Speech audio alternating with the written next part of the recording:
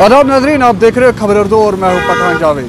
नाजरीन, आपको पता है कि कोविड-19 के केसेस में लगातार इजाफा और इजाफे के बाद एडमिनिस्ट्रेशन ने जो फैसला लिया है, उन्होंने फैसला ये लिया है कि 50% जो दुकानें हैं वो खोल दिए जाएंगे और 50% जो दुकानें हैं वो बंद किए जाएंगे।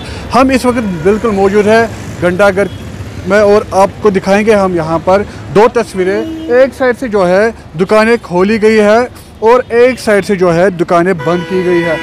आप देख सकते हो कि किस तरह से जो सरकार ने, जो एडमिनिस्ट्रेशन है, उन्होंने गाइडलाइन निकाली है। उस गाइडलाइन पे जो है आज दुकानदार है, जो शॉपकीपर्स है, उन्होंने आमादा किया और उसी पे वो आज वो चले और उन्होंने अपने साइड के एक साइड की दुकानें जो बंद किए गए हैं और एक साइड की दुकानें जो है खोल दिए गए। लगातार जो है कोविड के समय जो है इजाफा देखा जा रहा है। अगर हम पूरे मुल्क की बात करें तो मुल्क में जो है 3,20,000 से ज़्यादा अभी केसेस सामने आ रहे हैं और अगर हम वादी कश्मीर की बात करें, वादी कश्मीर में भी जो है लगातार 2,000 से ज़्यादा केस सामने आ रहे हैं। और इसी तरह से एडमिनिस्ट्रेशन ने और एक नोटिस निकाली थी, जो है पैसेंजर्स बसेस है उसमें जो है 50% जो है सवारियाँ भरने के लिए। और अगर हम देखें तो वहाँ पर जो SOPs है वहाँ पर कुछ खास SOPs नज़र नहीं आ रहे और जो पैसेंजर व्हीकल्स है वहाँ पर जो है वायलेशन जारी है, वहाँ पर जो है पूरी तरह से ओवरलोड भी होता है। अगरचे मार्केट की हम बात करें, मार्केट में जो है पूरी तरह से जो है गाइडलाइंस पे आए हैं। शॉपकीपर्स ने अपने दुकानें जो है बंद कर दिए गए हैं और जिस साइड से उनको बोल दिया गया है खोलने के लिए, उस साइड से उन्होंने